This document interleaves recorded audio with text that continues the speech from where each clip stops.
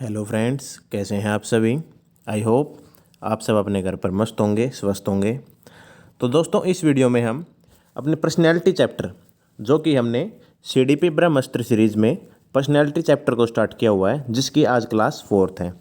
आज के चैप्टर में, आज की वीडियो में दोस्तों, हम इस चैप्टर को कंप्लीट करने का प्रयास करेंगे और इसके बाद एक क्वेश्चन बैंक लगाएंगे, ताकि आपको कितना याद हुआ है उसको हम मेज़र कर पाएँ और आपके उस कमी को ढूंढ कर पूरा फुलफिल कर पाएँ। तो दोस्तों, आप चैनल को सब्सक्राइब करें, वीडियो को लाइक शेयर कमेंट अपने हिसाब से आप करके बता सकते हैं कि वीडियो आपको कैसी लगी, क्लास आपको कैसी लगी। और दोस्तों, इसमें जो टॉपिक आपको पर्सनैलिटी करवाया गया है, ये आपको हर एक एग्जाम में, चाहे वो किसी भी चीज़ का एग्जाम हो, किसी भी टॉपिक का एग्ज़ाम हो या फिर किसी भी स्टेट गवर्नमेंट का एग्ज़ाम हो, आपको ये टॉपिक देखने को मिलेगा और ये वीडियो आपकी तैयारी में 4 चांद लगाने का काम करेगी। तो स्टूडेंट, क्लास को शुरू करते हैं बिना किसी टाइम वेस्ट के और अपनी थ्योरीज को समझते हैं। तो दोस्तों, आगे की थ्योरी के बारे में मैं आपको बताना चाहूँगा। Theory of psychosexual development of personality, व्यक्तित्व के मनोवैज्ञानिक विकास का सिद्धांत। दोस्तों, इसके फाउंडर जो हैं वो फ्राइड हैं, सिगमंड फ्राइड। और इसके बारे में मैं आपको बताने वाला हूँ अब कि मनोलैंगिक सिद्धांत के जो प्रतिपादक हैं वो सिगमंड फ्राइड जी हैं। और फ्राइड के सिद्धांत को मनोविश्लेषणवादी सिद्धांत भी कहा गया है। His theory are also known as psychoanalytic theory. According to Freud, sex plays a role in the development of a person. Freud claims that the core aspects of personality are established early, remain stable throughout life. Answer can be changed only with great difficulty. Freud has divided his theory into 5 stages.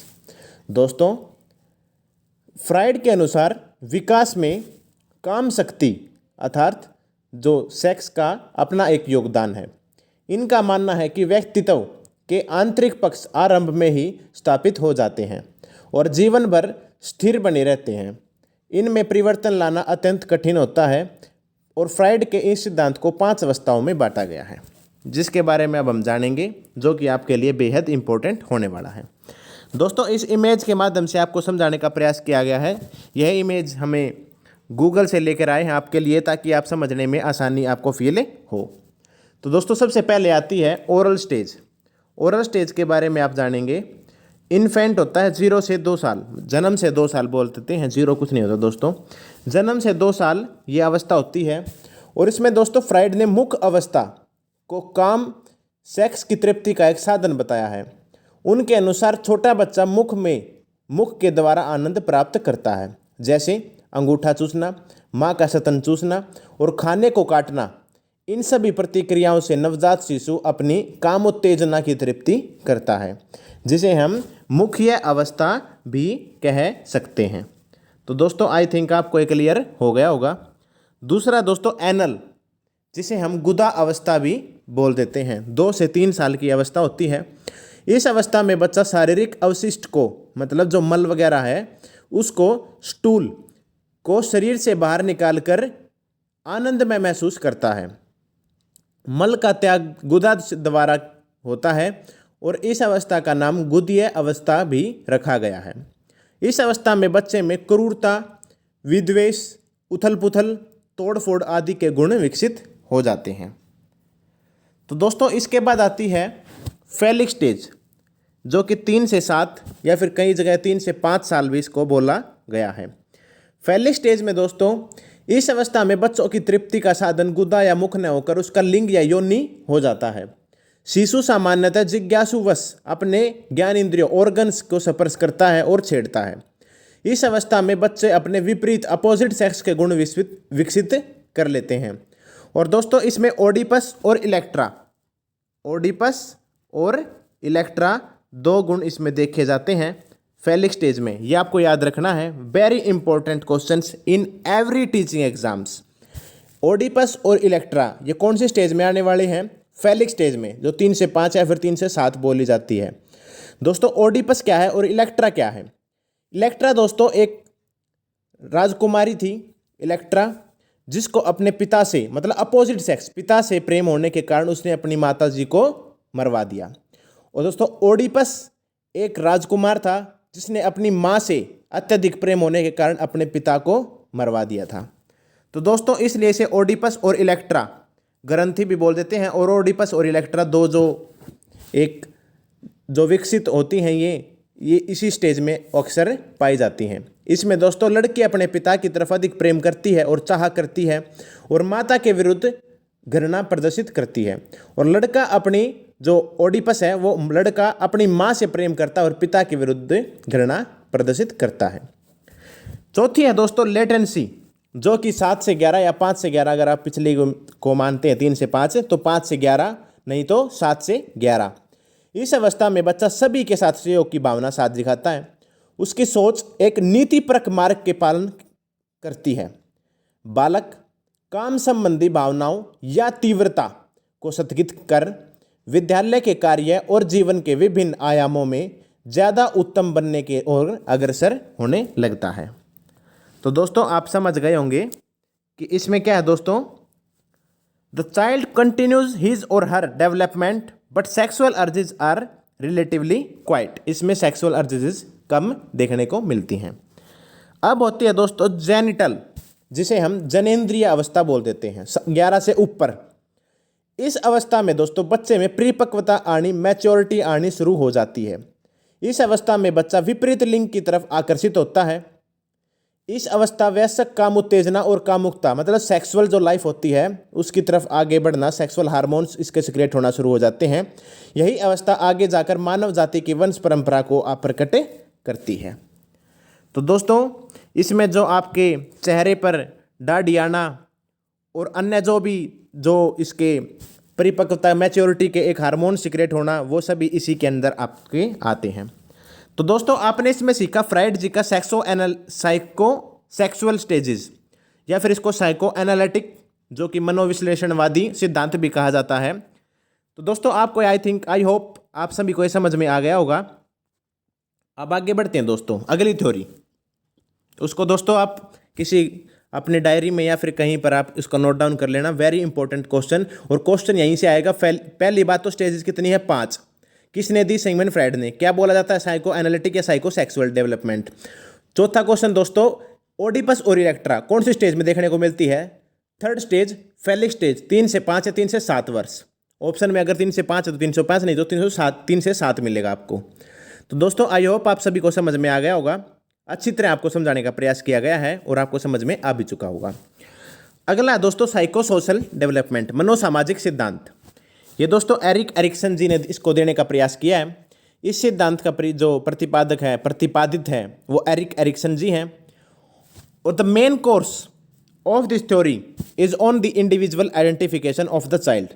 The development refers to all the aspect like emotional, personal and social development, so it is known as psycho social development.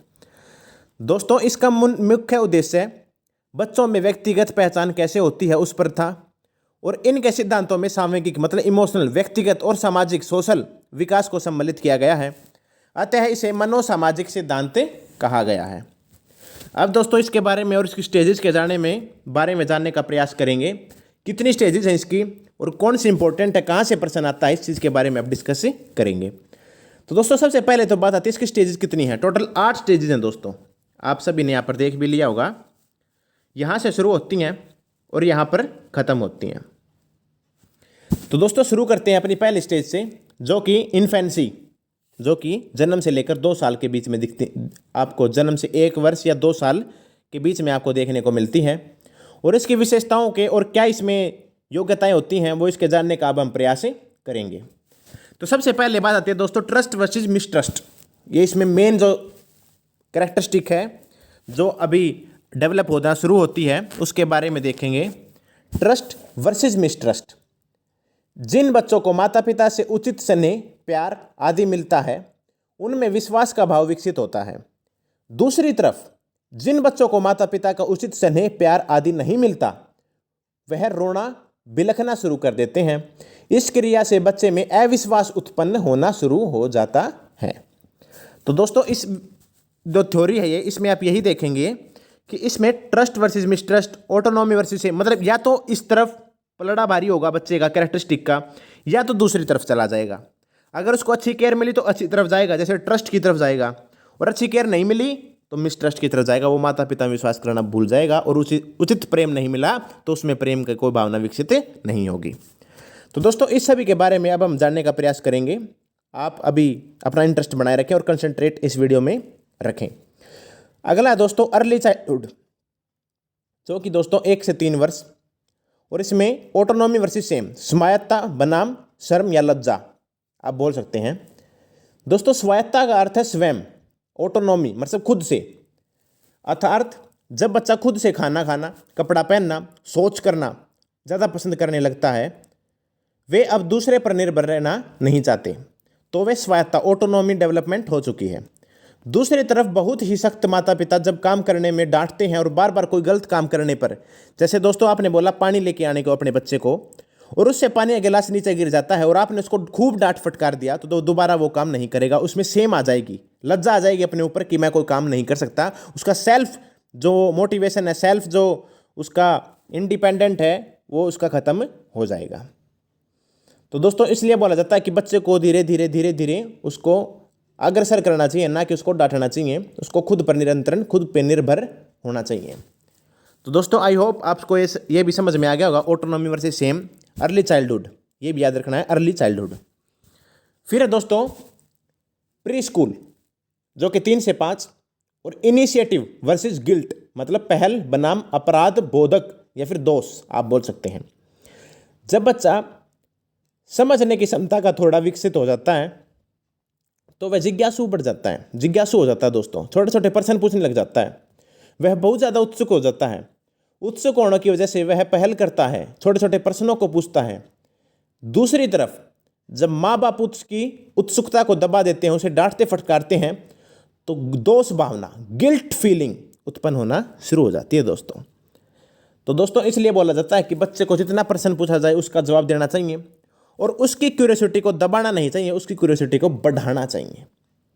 दोस्तों I hope आप सभी को ये भी तीसरा समझ में आ गया होगा। अगला दोस्तों स्कूल एज, जिसे हम 6 से 12 बोल देते हैं, इंडस्ट्री वर्सेस इन्फेरिटी, परिश्रम बनाम वर्सेस हीनता। दोस्तों जब बच्चे के क्रियात्मक कौशल, मोटर स्किल्स विकसित हो जाते हैं, तो बच्चा काम करना शुरू कर देता है। मोटर स्किल मतलब दोस्तों फाइन मोटर स्किल और gross motor skills. Fine motor skills में दोस्तों लिखना, पढ़ना और ड्राइंग करना, राइटिंग करना, उंगलियों से जो काम होते हैं, स्मॉल जो आपकी ग्लैंड्स हैं, स्मॉल जो आपकी ग्रंथियां हैं, उनको प्रयोग करना, motor skills, fine motor skills. और ग्रॉस मोटर स्किल्स दोस्तों बड़ी मांसपेशियों का प्रयोग करना, जैसे दौड़ना, भागना, स्विमिंग करना इत्यादि। तो दोस्तों मोटर स्किल्स जब आपकी विकसित हो जाती हैं, चाहे वो फाइन मोटर स्किल हो या ग्रॉस मोटर स्किल्स हो, तो बच्चा काम करना शुरू कर देता है। इस आयु में बच्चा माँ बाप का हर काम करने की कोशिश करता है, अतः इसे परिश्रम कहते हैं। दूसरी तरफ अगर आपने बच्चे को कोई काम दिया और बच्चे ने काम करने की क्षमता कम है, तो वह काम को नहीं कर पाएगा, इसलिए उसमें हीनता आनी शुरू हो जाएगी। इसलिए बोला जाता है दोस्तों बच्चे को उसकी योग्यता के अनुसार काम देना चाहिए, ताकि उसका सेल्फ डिपेंडेंट और सेल्फ मोटिवेशन उसका बना रहे। अगला दोस्तों adolescence, identity versus role confusion, पहचान बनाम भ्रांति, कन्फ्यूजन। ये दोस्तों 12 से 18 वर्ष में देखा गया है। इस आयु में बच्चे में अपनी पहचान जानने और बनाने की बहुत ज़्यादा उत्सुकता हो जाती है कि कक्षा में सभी मेरे को जाने, स्कूल में सब मेरे को जाने, स्टड बॉयज़ बनने लगती हैं, गर्ल्स अपने आप को ब्यूटीफुल समझने लगती हैं और अपने आप को मतलब प्रदर्शित भी करती हैं, शो भी करते हैं कि I am the beautiful girl, I am miss girl. मतलब जो मिस्टर फ्रेशर और मिस फ्रेशर जो बनते हैं स्कूल में, वो इसी का एक उदाहरण है। वे जानने की कोशिश करते हैं कि वे कौन है और क्या उनका उद्देश्य है, उनका उद्देश्य उनको कहाँ तक लेकर जाता है। और दूसरी तरफ जब बच्चा उद्देश्यपूर्ण काम या कार्य नहीं करते, तो उनके पास बहुत सारे रास्ते खुले होते हैं। अगर उन्होंने एक ही उद्देश्य बनाया हो तो बच्चा उसी की ओर ध्यान लगाना शुरू कर देता है, वहाँ से कोई भी भ्रांति, कन्फ्यूजन नहीं होगी। परंतु जब वह उद्देश्यपूर्ण काम नहीं करता तो दोस्तों कन्फ्यूजन होने लग जाती है। जैसे दोस्तों आप और मैं जब 10th क्लास होने के बाद, 9th और 10th क्लास होने के बाद 11th में यही नहीं जज कर पाए थे कि हमें साइंस लेनी है, आर्ट लेनी है या कॉमर्स लेनी है, तो बहुत सारे दोस्त मेरे जैसे भी होंगे जिनको बहुत सारी कन्फ्यूजन हुई थी। बहुत सारे हज़ारों बच्चों से पूछ लिया कि आर्ट ले या कॉमर्स ले, साइंस ले, लेकिन अपने आप से नहीं पूछा। तो दोस्तों कुछ हमारे जैसे भी हो सकते हैं और कुछ इंटेलिजेंट भी हो सकते हैं। तो यही मेरा समझाने का प्रयास था आपका एडोलेसेंस में, जो कि 12 से 18 है, और role identity versus role confusion. कुछ आइडेंटिटी बना लेते हैं और कुछ मेरी तरह खो जाते हैं और बाद में संभलते हैं। अलग अलग महत्व है दोस्तों अलग अलग, सबके अलग अलग फ़ायदे हैं, सबके अलग अलग लाइफ है। अगला दोस्तों, young adulthood, intimacy versus isolation. Intimacy versus isolation मतलब दोस्तों 20 से 30 वर्ष की दोस्तों देखा गया है पूर्ण वयस्क अवस्था, पूर्ण वयस्क अवस्था हो जाती है दोस्तों यंग अडल्टहुड। इसमें दोस्तों इंटीमेसी वर्सेस आइसोलेशन, आत्मीयता बनाम अलगाव। इसमें क्या है दोस्तों, आत्मीयता का अर्थ है दोस्तों घनिष्ठता, प्रेम और किसी के साथ संबंध। आपके आत्मीयता में आदमी दूसरों के साथ घनिष्ठ संबंध बनाता है। घनिष्ठ संबंध होने की वजह से वह दूसरों के साथ मिलजुल कर रहता है, जिसे आत्मीयता कहते हैं। दूसरी तरफ जब आदमी दूसरों के साथ घनिष्ठ संबंध नहीं बना पाता तो वह सबसे अलग रह जाता है, जिसे अलगाव कहते हैं। तो दोस्तों इसलिए बोला जाता है कि हमेशा 20 से जो 30 साल की उम्र है, इसमें ज़्यादातर इसीलिए शादी वगैरह कर दी जाती हैं। जो इस उम्र में शादी वगैरह से दूर भागते हैं वो फिर पूरी ज़िंदगी ही कुंवारे रहने का फैसला कर लेते हैं, जैसे अपने सलमान खान भाई। और दोस्तों जो इसीलिए हमारे समाज में भी 20 से 30 उम्र के बीच में ही शादी करने को एक ठीक आपका आइडिया माना जाता है। तो दोस्तों यही था इसमें इंटीमेसी वर्सेस आइसोलेशन। या तो इंटीमेट मतलब इंटीमेसी, या तो मतलब अलगा मतलब किसी घनिष्ठ संबंध बनेगी, दोस्त बनेंगे। अगर किसी के नहीं बन पाए तो वो पूरी ज़िंदगी फिर अकेला ही रहेगा। अगला दोस्तों मिडल अडल्टहुड, मध्य वयस्क अवस्था, 40 से 50 उम्र होती है। जनरेटिविटी वर्सेस स्टैग्नेशन, जननात्मक बनाम स्थिरता।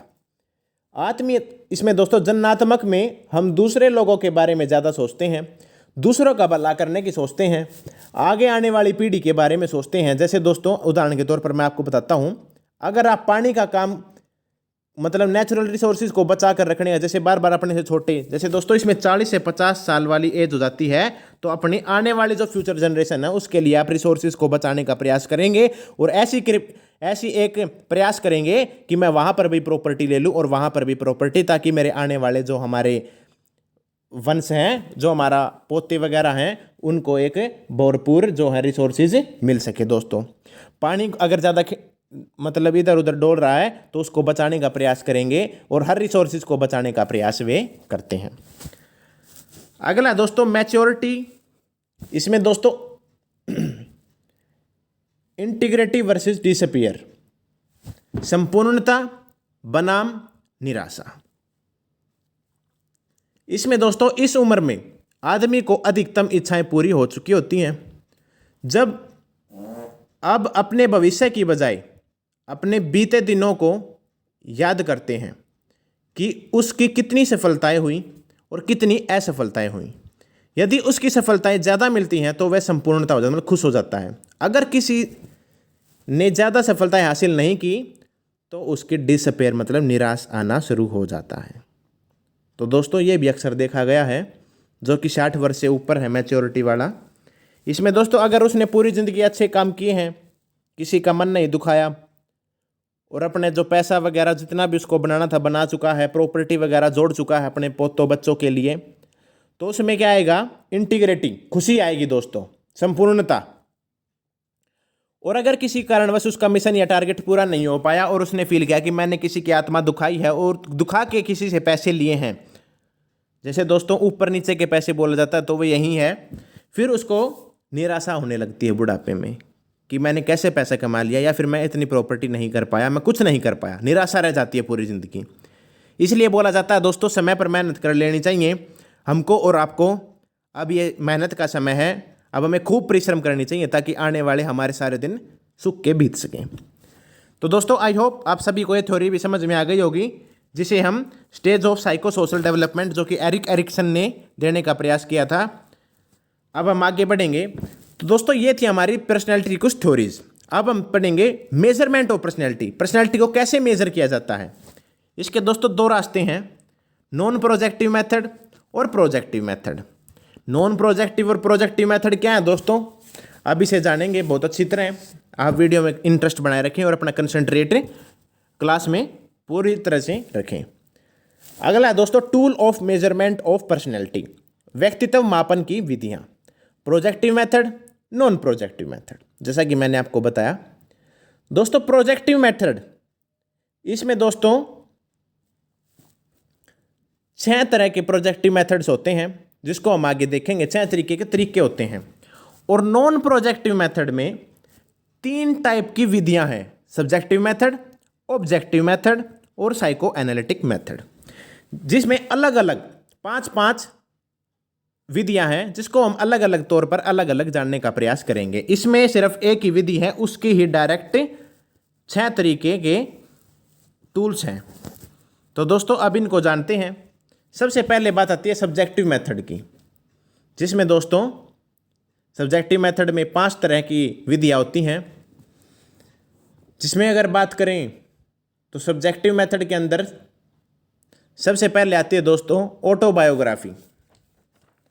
ऑटोबायोग्राफी दोस्तों नाम से ही पता लग रहा है, आत्मकथा। आत्मकथा से अभिप्राय उस लिखित सामग्री से है जो व्यक्ति अपने संबंध में लिखता है। व्यक्ति द्वारा लिखी गई बातें, जीवन में प्राप्त किए गए अनुभव आदि से उस व्यक्ति के बारे में हम पता लगा सकते हैं। यह एक ऐसी विधि है जिसमें व्यक्ति अपने संपूर्ण जीवन को धुंधली मेमोरीज में संयोज कर रखता है। दोस्तों बहुत सारी ऑटोबायोग्राफी हैं जिनके ऊपर पिक्चर्स भी बनी हुई हैं, जैसे MS धोनी और बहुत सारी हैं। दूसरा दोस्तों क्वेश्चनियर, प्रश्नावली। इस विधि के जनक जो हैं दोस्तों वुडवर्थ माने जाते हैं। जैसे कि नाम से ही पता चल रहा है, प्रश्न पूछना। इस विधि में किसी व्यक्ति के विभिन्न पक्षों से संबंधित प्रश्नावली के उत्तर पूछे जाते हैं। उदाहरण close ended questions, open ended questions. Close ended question दोस्तों वे होते हैं जिसका यस और नो में जवाब होता है, और ओपन एंडेड वे होते हैं जिनके बारे में आप लिख सकते हैं या फिर बहुत कुछ आप बता सकते हैं। तो दोस्तों ये आपके क्वेश्चनियर प्रश्नावली है, जिसमें प्रश्न पूछकर आप कोई भी पर्सनैलिटी को जज कर सकते हैं। तीसरा दोस्तों केस स्टडी। केस स्टडी दोस्तों व्यक्ति अध्ययन। केस स्टडी नाम से ही पता लग रहा है दोस्तों, किसी भी व्यक्ति के बारे में केस स्टडी करना, उसके हर पक्ष, इधर उधर, इर्द गिर्द सभी बातों को जानना और उसमें प्रकट करना। इस विधि में दोस्तों किसी व्यक्ति के मनोवैज्ञानिक गुणों तथा उनके मनोसामाजिक व भौतिक पर्यावरण के संदर्भ में उनके मनोवैज्ञानिक इतिहास का गहनता से अध्ययन किया जाता है। नैदानिक मनोवैज्ञानिक इस विधि का व्यापक रूप से उपयोग करते हैं और व्यक्ति अध्ययन में विभिन्न विधियां जैसे साक्षात्कार, इंटरव्यू, अवलोकन, ऑब्जर्वेशन, प्रश्नावली, क्वेश्चनियर, मनोवैज्ञानिक परीक्षण आदि इनके उपयोग पद्धति और आंकड़े प्राप्त करता है। चौथा दोस्तों इंटरव्यू मेथड। नाम से ही पता लग रहा है दोस्तों, इंटरव्यू लेकर किसी को जज करना और उसका फेस टू फेस एक सिचुएशन रखकर उसको जज करना। अगला दोस्तों इन्वेंटरीज, प्री-सूचियां। प्री-सूचियां में दोस्तों 6 तरह की प्री-सूचियां हैं, जिसे हम सेल्फ रिपोर्ट इन्वेंट्री। सबसे पहले आती है दोस्तों सेल्फ रिपोर्ट इन्वेंट्री, आत्म प्रतिवेदन प्री-सूची। दोस्तों अब आपको कॉपी पेन लेके बैठना है और अब मेरी सभी बातों को आपको लिखते जाना है, क्योंकि सभी बातें अब इंपॉर्टेंट होने वाली हैं, जो कि मैं स्लाइड पर लिखकर आप तक नहीं पहुंचा सकता था। इसलिए मैंने आपको सीधा आपको बताने का प्रयास किया है। आप कानों में लीड लगाकर या फिर इसको कहीं भी सुनकर आप कॉपी पेन लेकर अब बैठ जाना। अब आपके बहुत से प्रश्न अब आने वाले हैं यहाँ से। आत्म प्रतिवेदन प्री-सूची, सेल्फ रिपोर्ट इन्वेंट्री। दोस्तों इसका निर्माण वुडवर्थ ने 1919 में किया, परंतु इसे उन्होंने इन्वेंट्री का नाम न देकर पर्सनल डाटा शीट का नाम दिया। व्यक्तित्व प्री-सूची बहुत कुछ प्रश्नावली से मिलती जुलती हैं। इस विधि को व्यक्ति के व्यक्तित्व और व्यवहार के बारे में सूचना एकत्रित करने के लिए प्रयोग किया जाता है। दूसरा दोस्तों Minnesota multi phase personality inventory, MMPI इनको दोस्तों बोला जाता है। हाथवे एंड मैकिनले ने मनोरोग निदान के लिए इस परीक्षण का एक सहायक उपक्रम के रूप में विकास किया था, किंतु यह परीक्षण विभिन्न मनोकारों की पहचान करने के लिए अत्यंत प्रभावी पाया गया। बाद में इसको परिशोधित रिवाइज करके दोस्तों इसका नाम MMPI 2 हुआ। इसमें 567 कथन हैं। सब्जेक्ट को अपनाने के लिए प्रत्येक कथन के उचित तथा अनुचित होने के बारे में निर्माण लेना होता है। और दोस्तों इसमें बहुत सारे कुछ सब टर्म्स होती हैं और बहुत सारे क्वेश्चन और प्रोसेस से गुजरना पड़ता है। तीसरा दोस्तों आइजिंक पर्सनैलिटी क्वेश्चनियर, EP और Q। आइजिंक ने प्रारंभ में इसमें 2 आयाम डायमेंशन बनाए, एक तो इंट्रोवर्जन एक एक्सट्रोवर्जन। इंट्रोवर्जन और एक्सट्रोवर्जन दोस्तों अपने पिछली वीडियोस में देख लिया होगा कि क्या है। इंट्रोवर्जन जो कि कम बोलते हैं, अपने आप से मतलब रखते हैं, कम दोस्त होते हैं और अपनी ज़िंदगी में खोए रहते हैं। और एक्सट्रोवर्जन जो हर किसी से बोलना पसंद करते हैं, नए नए दोस्त बनाते हैं इत्यादि। तो दोस्तों मैं आपको बताता हूँ कि इसमें 2 डायमेंशन बनाए हमारे आइजिंक साहब ने, इंट्रोवर्जन और एक्सट्रोवर्जन, और सांवेगिक स्थिरता और अस्थिरता, इमोशनली स्टेबल और इमोशनली अनस्टेबल का मूल्यांकन किया। उसके बाद इन्होंने तीसरा आयाम मनस्तापिता साइकोटिज्म भी इसमें जोड़ दिया। चौथा है दोस्तों बेल एडजस्टमेंट इन्वेंट्री, BAI। दोस्तों नाम से ही पता लग रहा है, बेल एडजस्टमेंट इन्वेंट्री, इनका जो खोज है, इनकी डिस्कवरी ऑफ दिस थ्योरी नहीं है दोस्तों, ये टेस्ट है। रूप बेल ने 1934 में की थी। यह 2 रूपों में प्रस्तुत की गई, एक विद्यार्थी के लिए, दूसरा वयस्कों के लिए। विद्यार्थी सूची में 140 प्रश्न थे, जिसमें हाँ या ना के उत्तर देने थे। और इसमें दोस्तों 4 प्रकार के आपके अनुकूलन का मापन होता है: फैमिली एडेप्टेशन, पारिवारिक अनुकूलन, स्वास्थ्य अनुकूलन हेल्थ एडेप्टेशन, सामाजिक अनुकूलन सोशल एडेप्टेशन, भावात्मक अनुकूलन अफेक्टिव एडेप्टेशन। प्रत्येक वर्ग को मापने के लिए 35 आइटम्स थे, जो उन सतर तक विश्वसनीय थे। दोस्तों आप जान चुके होंगे। अगला दोस्तों Allport ascendants submission reaction study, AASRS। Allport ने दोस्तों 1928 में इस प्रश्नावली के 2 रूपों में तैयार किया था, एक पुरुष के लिए, दूसरा महिलाओं के लिए। इसका उद्देश्य व्यक्तियों को साथियों पर अधीनता स्वीकार करने की प्रवृत्ति का खोज करना था। इसमें 41 आइटम्स पुरुषों के लिए थे और दोस्तों 49 आइटम्स औरतों के लिए थे, 49। भाग लेने वालों को एक उत्तर चुनना होता था। कुछ अंकों से पता लगता था कि परीक्षार्थियों में क्या प्रवृत्ति प्रमुख है और क्या पर्सनैलिटी उसकी है। छठा है दोस्तों कैटल 16 PF फैक्टर क्वेश्चनियर। ये इंपॉर्टेंट है, आपको इसको याद रखना है कि ये हमारे कैटल साहब ने दिया था।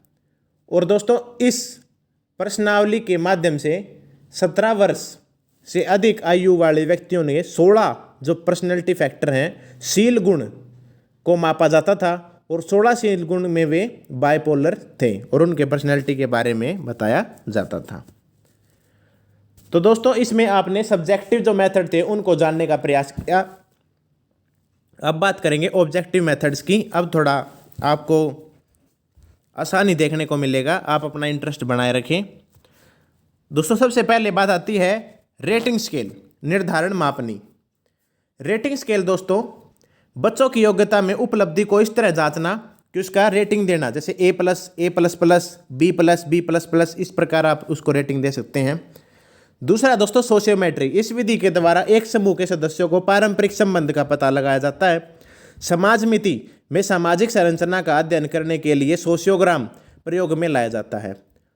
तो दोस्तों इसमें आप जैसे दोस्तों उदाहरण के तौर पर किसी भी चुनाव में MLA का चुनाव करना, एक समूह मिलकर MLA के लिए वोट देता है। तो दोस्तों ये आपका सोशियोमेट्री। तीसरा दोस्तों सिचुएशनल टेस्ट।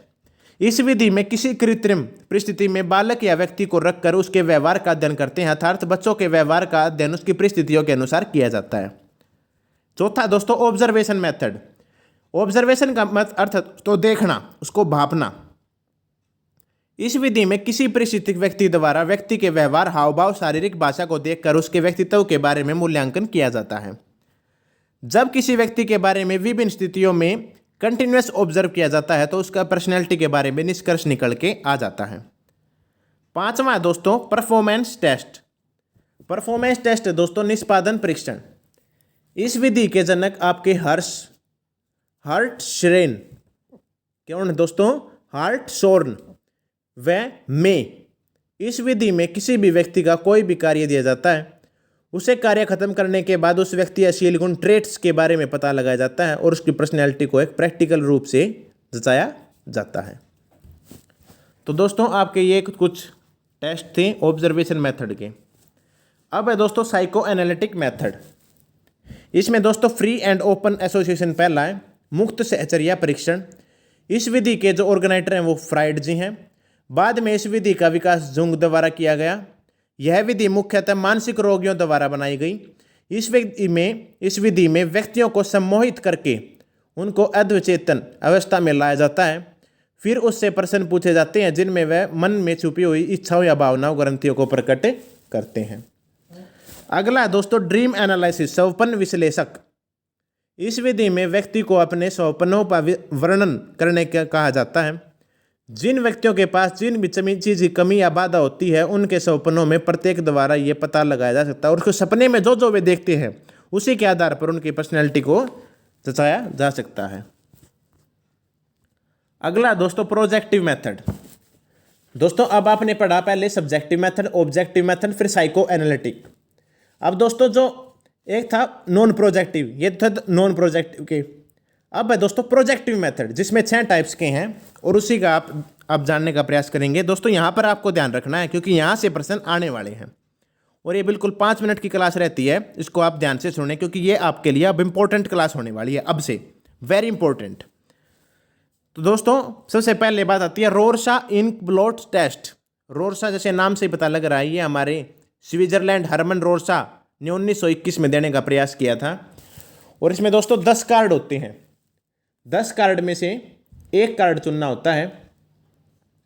10 कार्ड में से मैं आपको बताता हूं कि यह परीक्षण स्विट्जरलैंड के प्रसिद्ध मनोवैज्ञानिक हरमन रोरशा ने 1921 में दिया। इस परीक्षण में स्याही के धब्बे के 10 कार्ड्स होते हैं। इन कार्ड्स में से 5 काले और सफ़ेद, 2 लाल स्याही और बाकी 3 पेस्टल रंगों के। पेस्टल रंग दोस्तों, पेस्टल रंग होते हैं दोस्तों जो हमारे 3 आर सम पेस्टल कलर्स। तो दोस्तों ये 10 कार्ड हो गए। ये भी पूछा जा सकता है कि कौन से कलर के कितने पाए जाते हैं, ये आपको ध्यान में रखना है। और दोस्तों ये 10 कार्ड एक निश्चित क्रम में एक एक करके सब्जेक्ट के हाथ में दिए जाते हैं और पूछा जाता है कि कार्ड को किसी भी तरह से उल्टा पलटा कर देखो, बताओ तुम्हें क्या दिख रहा है। तो दोस्तों ऐसा ये कुछ टेस्ट होता है। दूसरा है दोस्तों थीमेटिक एप्रिएशन टेस्ट, जिसको हमारी भाषा में टीचिंग CDP लैंग्वेज में टेट बोला जाता है। और टेट दोस्तों ये हमारा परीक्षण मॉर्गन एंड मुर्रे ने दिया था, इसे विकसित किया। इस परीक्षण में परिस्थितियां रोरशाक परीक्षण से स्पष्ट करती हैं। इस परीक्षण में कुल 31 कार्ड होते हैं।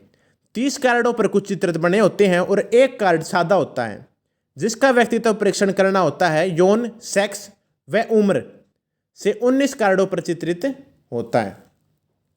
दोस्तों मैं आपको दोबारा बताता हूं कि इसमें 30 कार्ड होते हैं और एक सादा कार्ड होता है। तो दोस्तों एक कार्ड सादा होता है जिनका व्यक्तित्व परीक्षण करना उसे यौन, सेक्स व उम्र के अनुसार 31 में से 20 कार्ड को चुनने के लिए बोला जाता है, जिनमें से 19 कार्ड पर चित्रित होते हैं। एक सादा कार्ड होता है। प्रत्येक कार्ड पर अंकित चित्र से व्यक्ति एक कहानी तैयार करता है जिसमें चित्र से संबंधित घटना के भूत, वर्तमान और भविष्य तीनों का वर्णन होता है। बाद में पुराने 10 कार्ड्स के लिए कहा जाता है। अंत में सादा कार्ड दिया जाता है और जिस पर वह अपने मन में आए चित्र व विषय वस्तु लिख सकता है। जो वह लिखी हुई वस्तु है दोस्तों, विषय वस्तु, कंटेंट, उसी के आधार पर हम जज करते हैं कि इस पर्सनैलिटी में क्या फ़र्क है और कैसी क्या इसकी पर्सनैलिटी है। तीसरा दोस्तों वर्ड एसोसिएशन टेस्ट, WAT, शब्द चहचर्या परीक्षण। नाम से ही पता लग रहा है दोस्तों, इस विधि का प्रयोग सबसे पहले युंग ने 1910 में अपने मनोविश्लेषण सिद्धांत में किया था। इस विधि में पहले व्यक्ति को उद्दीपक मतलब स्टिमुलस वर्ड सुनाया जाता है। सुनने के बाद जो शब्द सबसे पहले उसके दिमाग में आता है उसे बोलने के लिए कहा जाता है। व्यक्ति के चेहरे की एक्सप्रेशन और रिएक्शन देखकर शब्द की प्रकृति और प्रतिक्रिया के समान आपकी पर्सनैलिटी के कारण और निराशावादी का पता लगाते हैं। तीसरा दोस्तों कैट, बहुत फेमस है दोस्तों ये प्रश्न कि कैट चिल्ड्रन एप्रिसिएशन टेस्ट किसने दिया? डॉक्टर लियोपार्ड बालक द्वारा टेट जो हमारा संबंधी बाल संप्रत्यक्ष परीक्षण, चिल्ड्रन एप्रिसेप्शन टेस्ट के एक अनुवाद के रूप में 3 से 10 वर्ष की बच्चे की प्रयोग किया जाता है। 3 से 10 वर्ष की आयु के बच्चे पर प्रयोग किया जाता है। ये दोस्तों परीक्षण का वर्णन करता हूं मैं कैसे क्या टेस्ट होता है।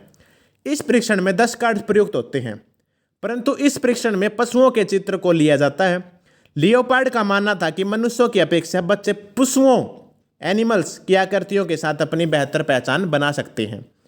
चित्रों में दिए गए पशु जीवन की विभिन्न स्थितियों को दिखाया जाता है ताकि बच्चे उन्हें खुद के साथ जीवन में जोड़ सकें। जब बच्चा इन चित्रों को देखते हुए अपने एक्सपीरियंस और भावनाओं में संबंधित कल्पना इमेजिनेशन उत्पन्न करता है तो बच्चे को इन चित्रों पर कहानी बनाने के लिए बोला जाता है। जब बच्चे इस पर कहानी बनाते हैं तो उनकी व्यक्तिगत समस्याएं बाहर आती हैं और उनमें पर्सनैलिटी का मापन हमें कर सकते हैं। चौथा है दोस्तों प्रोड्रामा मेथड, मनोदशा परीक्षण। इस विधि में कोई व्यक्ति व्यक्तिगत रूप से एक स्पेसिफिक सिचुएशन में भूमिका निर्वाह करता है, रोल प्ले करता है। उस व्यक्ति के व्यवहार का अवलोकन एक परीक्षित व्यक्ति द्वारा किया जाता है। यह विधि व्यक्ति की आंतरिक धारणाओं परसेप्शंस पर आधारित होता है। पांचवा दोस्तों लास्ट बिल्कुल, सेंटेंस कॉम्प्लीकेशन टेस्ट, SCT, वाक्य पूर्ति परीक्षण। नाम से ही पता लग रहा दोस्तों क्या मैटर होने वाला इसमें। इस परीक्षण का प्रयोग सबसे पहले एबिंगोस ने किया था। याद रखना आपको, सेंटेंस कंप्लीशन टेस्ट किसने दिया? एबिंगोस। हमें जिसका भी व्यक्तित्व मापन मेजरमेंट करना होता है दोस्तों, उसे एक वाक्य खाली दिया जाता है। जैसे दोस्तों, मेरी इच्छा है कि dash dash dash dash dash dash. अब दोस्तों इसमें बच्चे की जिस प्रकार इंटरेस्ट होगा वो उसके अनुसार इसमें अपने फिलअप करने का प्रयास करेगा और उससे उसी के हिसाब से आपको उसकी पर्सनैलिटी का क्या वो चाहता है और कहाँ उसका दिमाग दौड़ रहा है आजकल और क्या कर रहा है वो, उसी के बारे में आपको इसके में पता लगने वाला है। तो दोस्तों ये आपकी कुछ पर्सनैलिटी की थ्योरीज थी और इसमें आपका पर्सनैलिटी चैप्टर खत्म होते हुए और अब आपको कोई भी चिंता करने की जरूरत नहीं है। आपका पूरा चैप्टर कंप्लीट हो चुका है, थ्योरीज भी और मेजरमेंट ऑफ थ्योरीज, क्या क्या टेस्ट होने वाले हैं सभी आपने जान लिया। दोस्तों वीडियो को लाइक शेयर और कमेंट करके बता सकते हैं आप, what ever you connected with, जैसे भी आपको बेटर फील हो आप अपने हिसाब से कर लेना। लेकिन दोस्तों सब्सक्राइब जरूर करना।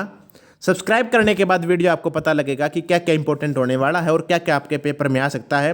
और हर टीचिंग एग्जाम्स के जो भी नोटिफिकेशन आता है उससे आप अपडेट हो सकते हैं, चाहे वो वैकेंसी का अपडेट हो या फिर किसी रिजल्ट का अपडेट हो, वो आप यहाँ पर प्राप्त कर सकते हैं।